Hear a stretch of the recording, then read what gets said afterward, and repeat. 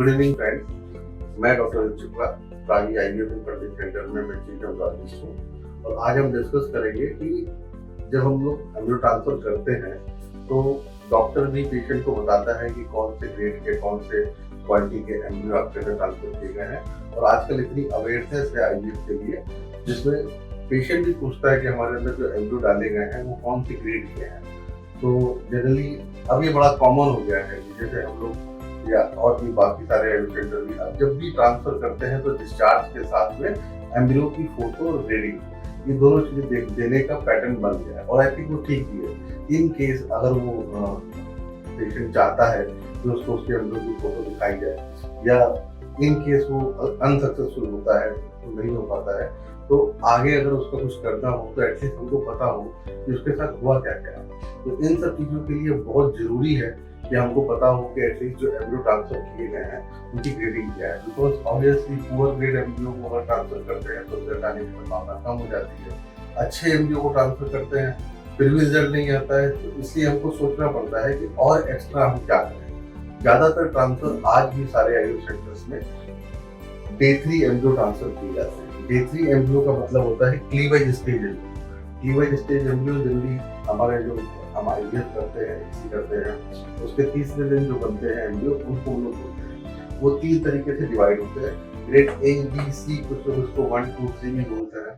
Actually वो depend करता है कि वो गुड क्वालिटी है, फेयर क्वालिटी है या पुअर क्वालिटी है।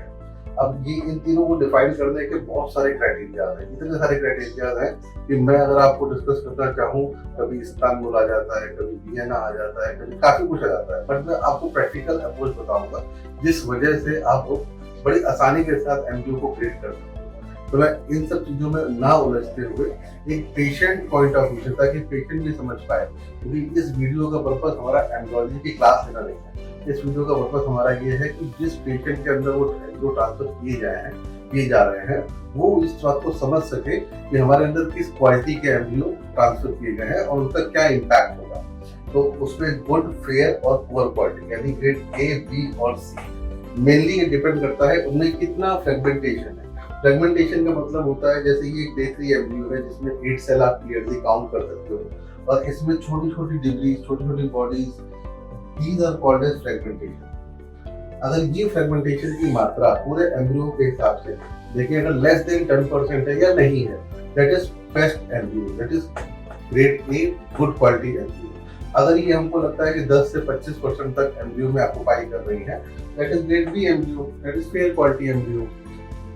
Grade C is poor embryo जिसमें मोर देन 25% मतलब बहुत ज्यादा आपको फ्रेगमेंटेशन देखने लगे, that is called as grade C और पुअर क्वालिटी एम्ब्रियो। ऑब्वियसली अगर हम पुअर क्वालिटी एम्ब्रियो ट्रांसफर करते हैं तो हमारा इम्प्लांटेशन रेट पुअर होगा। अगर हम गुड क्वालिटी करते हैं तो हमारा इम्प्लांटेशन रेट गुड होगा। ये होगी डे 3 एम्ब्रियो की बात। जनरली हम लोग ब्लास्टोसिस्ट ट्रांसफर करते हैं तो हमको उसकी भी ग्रेडिंग थोड़ा समझने के लिए जरूरी है कि अगर पेशेंट पूछता है कि हमारे ब्लास्टोसिस्ट किस हिसाब से है, कौन सी क्वालिटी के हैं, तो उसको डिवाइड करने का एम्ब्रियोलॉजिस्ट और डॉक्टर समझते हैं। But from patient point of view से जो ब्लास्टोसिस्ट की संरचना होती है, दिस इज ब्लास्टोसिस्ट। इसमें ट्रोफोएक्टोडर्म और ट्रोफोएक्टोडर्म जो उसकी कवरिंग वॉल होती है, इनर सेल मास जो उसका जिससे उसका एम्ब्रियो जो यहाँ से डेवलप होकर के T5 तक पहुंचा है, सारी सेल कॉम्पैक्ट होकर इनर सेल मास बनाती है। और तीसरा उसकी कैविटी होती है, that is stage of development पे हम लोग देख सकते हैं। अब उस कैविटी के अकॉर्डिंग हमने इसको 3 कैटेगरीज में डिवाइड कर दिया, stage of development, inner cell mass condition and trophectoderm. अगर हम इन तीनों को देखते हैं तो मेनली हमको स्टेज ऑफ डेवलपमेंट के हिसाब से जब भी डिफाइन करना है तो हम इसको 4 कैटेगरी में डिफाइन कर सकते हैं। जनरली 3 में ही करते हैं। अगर हैच कर गया है, हैच करने का मतलब ये कहीं से बाहर निकला है, जो कि अल्टीमेटली होना ही है। इम्प्लांटेशन के पहले हैचिंग होती है, ब्लास्टोसिस्ट के अगली स्टेज हैचिंग होती है, तभी वो हैच करके यूट्रस में एंडोमेट्रियम में बढ़ पाता है। तो उसमें अर्ली अगर 1 है, अर्ली स्टेज अगर 2 है तो इसका मतलब वो ब्लास्टोसिस्ट बन गया है। इनर सेल मास एक तरफ हो गया है, कैविटी दिख रही है, ट्रोफोएक्टोडर्म बढ़िया दिख रही है। एक्सपेंडेड है अगर ये ज्यादा फैला हुआ है, ये आपको कंपैरिजन से पता लग जाएगा। और अगर ये हैच कर रहा है तो उसमें है तो ग्रेड 4 की ग्रेडिंग आती है। सेकंड थिंग है inner cell mass. Inner cell mass अगर गुड क्वालिटी का है, कॉम्पैक्टेड है, आपको फेयर दिख रहा है, आपको लूजली अरेंज नहीं दिख रहा है, that is good quality. Fair, little bit of loosely arrange anucleated cells, and अगर आपको थोड़ा सा स्कैटर्ड वे में दिख रहा है, that is fair quality. And C is poor, ज्यादा स्कैटर्ड है। ट्रोफोएक्टोडर्म को भी, जो इसकी कवरिंग वॉल है, अगर ये कॉम्पैक्टेड है, एक दूसरे से एकदम अटैच दिख रही है, आपको स्टिफ दिख रही है, that is good quality. Loosely arrange दिख रही है, फेयर क्वालिटी। और ज्यादा डिस्टॉर्टेड सॉर्ट ऑफ दिख रही है, दैट इज पुअर क्वालिटी।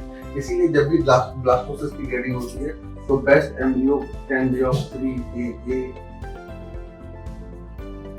और 4AA, means 4 denotes this much, 3 denotes this, and A denotes good quality of inner cell mass and good quality of trophectoderm. Accordingly, अगर आपके उसमें लिखा हुआ है 2BB, तो आप इजीली इसको डिमॉन्स्ट्रेट कर सकते हो कि हमारे ब्लास्टोसिस की जो स्टेज है that is of second stage of development, and inner cell mass is fair quality and trophectoderm is fair. तो इस तरीके से आप थोड़ा बहुत आइडिया ले सकते हो कि आपके पास जो एम्ब्रियो ट्रांसफर किए गए हैं उनकी क्वालिटी कैसी है, गुड है, फेयर है या पुअर है।